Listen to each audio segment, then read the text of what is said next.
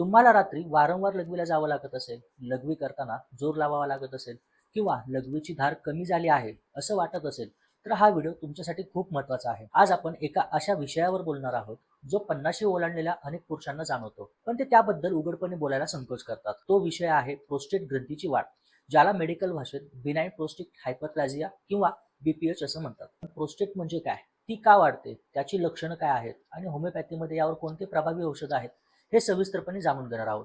त्यामुळे व्हिडिओ शेवटपर्यंत नक्की बघा. सर्वात आधी आपण हे समजून घेऊया की ही प्रोस्टेट ग्रंथी म्हणजे नेमकं काय. प्रोस्टेट ही पुरुषांमध्ये आढळणारी एक लहान ग्रंथी आहे जिचा आकार अक्रोड किंवा सुपारी एवढा असतो. ही ग्रंथी मूत्राशयाच्या खाली आणि मूत्रनलिकेच्या सुरुवातीच्या भागाभोवती असते.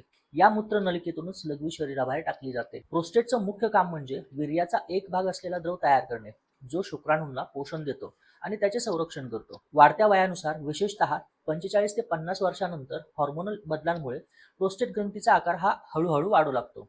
ही ग्रंथी मूत्रनलिकेभोवती असल्यामुळे ती जसजशी वाढते तसतसा मूत्रनलिकेवर दाब येतो आणि ती अरुंद होते आणि याच दाबामुळे लघवीशी संबंधित समस्या सुरू होतात. लक्षात ठेवा, प्रोस्टेट वाढ होणे म्हणजे प्रोस्टेट कॅन्सर असणे नव्हे. या दोन्ही वेगळ्या वेगळ्या गोष्टी आहेत. आता सर्वात महत्त्वाचा भाग, याची लक्षणं कशी ओळखायची. ही लक्षणे हळूहळू दिसू लागतात. वारंवार लघवीला लागणे, दिवसा आणि विशेषतः रात्री लघवीला जावं लागते. तसेच लघवीची धार कमी झाल्यासारखे वाटणे, लघवीचा प्रवाह पूर्वीसारखा जोरात राहत नाही, लघवी सुरू करताना त्रास होणे, लघवी थांबून थांबून होणे, लघवी झाल्यावरही पूर्ण झाल्यासारखे न वाटणे, लघवीला अचानक आणि तीव्रतेने लागणे. जर तुम्हाला यापैकी कोणतीही लक्षणं जाणवत असतील तर त्याकडे दुर्लक्ष करू नका. आता आपण येऊया उपचारांकडे. मित्रांनो, सांगितल्याप्रमाणे प्रोस्टेटवरची होमिओपॅथीमधील काही औषधे मी सांगतोय. पहिली मेडिसिन आहे सेबॅलसेरोलेटा. हे प्रोस्टेटच्या समस्यांवर वापरले जाणारे सर्वात महत्त्वाचे औषध आहे. विशेषतः जेव्हा लघवीची धार खूप कमी झालेली असते, रात्री वारंवार लघवीला उठावे लागते आणि लघवी करताना जळजळ होते, तेव्हा हे औषध खूप उपयुक्त ठरते. ही मेडिसिन तुम्ही सकाळी आणि रात्री अर्धा कप साध्या पाण्यामध्ये 10 ते 15 थेंब घेऊ शकता. कोनियम मॅक्युलेटम, ज्या रुग्णांना लघवी सुरू होण्यास खूप त्रास होतो आणि लघवी थांबून थांबून येते, त्यांच्यासाठी हे एक उत्तम औषध आहे. लघवीचा प्रवाह अचानक थांबतो आणि काही वेळाने परत सुरू होतो, अशा लक्षणांवर हे प्रभावी औषध आहे. ही मेडिसिन तुम्ही 30 पोटेन्सी मध्ये सकाळी, दुपारी आणि रात्री 2 थेंब जिभेवर किंवा थोड्या प्रमाणात पाण्यात घेऊ शकता. त्रास कमी झाल्यावर तुम्ही दिवसातून 2 वेळा किंवा एकदा घेतले तरी चालेल. पुढची मेडिसिन आहे बरायटा कार्ब. हे औषध विशेषतः वृद्ध व्यक्तींसाठी आहे, ज्यांना प्रोस्टेट वाढीसोबतच विस्मरण आणि शारीरिक थकवा जाणवतो. हे औषध ग्रंथींच्या वाढ रोखण्यास मदत करते.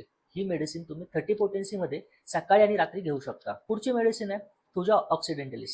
जेव्हा लघवीचा प्रवाह विखुरलेला असतो किंवा स्प्लिट स्ट्रीम झालेला असतो आणि लघवी करून झाल्यावरही थेंब गळत राहतात, तेव्हा थुजा खूप चांगले काम करते. ही मेडिसिन तुम्ही 30 पोटेन्सी मध्ये सकाळी आणि रात्री 2 थेंब पाण्यामध्ये किंवा जिभेवर घेऊ शकता.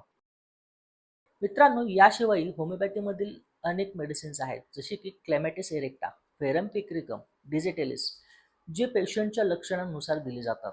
त्यामुळे योग्य निदानासाठी तुम्ही तुमच्या होमिओपॅथी डॉक्टरांचा सल्ला जरूर घ्या. औषधांसोबतच जीवनशैलीत काही सोपे बदल केल्यास तुम्हाला नक्कीच फायदा होईल. रात्री झोपण्यापूर्वी 2 तास आधी पाणी किंवा इतर कोणतेही पेय पिणे टाळा. चहा, कॉफी आणि अल्कोहोलचे सेवन कमी करा, कारण यामुळे लघवी जास्त प्रमाणात तयार होते. लघवी लागल्यास ती रोखून धरू नका, लगेच जाऊन या. दररोज नियमित व्यायाम करा, विशेषतः चालण्याचा व्यायाम फायदेशीर ठरतो. आपल्या आहारात फायबरयुक्त पदार्थ, फळे आणि भाज्यांचा समावेश करा. लाल मांस आणि जास्त मसालेदार पदार्थ खाणे टाळा. तर मित्रांनो, आज आपण प्रोस्टेट ग्रंथीच्या वाढीबद्दल सविस्तर माहिती घेतली. लक्षात ठेवा, ही एक सामान्य समस्या आहे आणि यावर योग्य वेळी उपचार घेतल्यास तुम्ही एक निरोगी आणि आरामदायक आयुष्य जगू शकता. होमिओपॅथीमध्ये यावर अत्यंत सुरक्षित आणि प्रभावी उपाय आहेत, ज्याचे कोणतेही दुष्परिणाम होत नाहीत. जर तुम्हाला किंवा तुमच्या कुटुंबातील कोणालाही अशी लक्षणे जाणवत असतील तर संकोच न बाळगता तुम्ही तुमच्या होमिओपॅथी डॉक्टरांचा सल्ला जरूर घ्या. तुम्हाला हा व्हिडिओ कसा वाटला हे मला कमेंट बॉक्समध्ये नक्की सांगा. तुमचे काही प्रश्न असतील तर तेही विचारू शकता. व्हिडिओ आवडल्यास लाईक करा, जास्तीत जास्त लोकांपर्यंत पोहोचवण्यासाठी शेअर करा आणि अशाच महत्त्वपूर्ण माहितीसाठी डॉक्टर शिंदेज होमिओपॅथी या चॅनलला सबस्क्राईब करायला विसरू नका. भेटूया पुढच्या व्हिडिओमध्ये एका नवीन आरोग्यविषयक माहितीसोबत. तोपर्यंत निरोगी राहा, आनंदी राहा. धन्यवाद.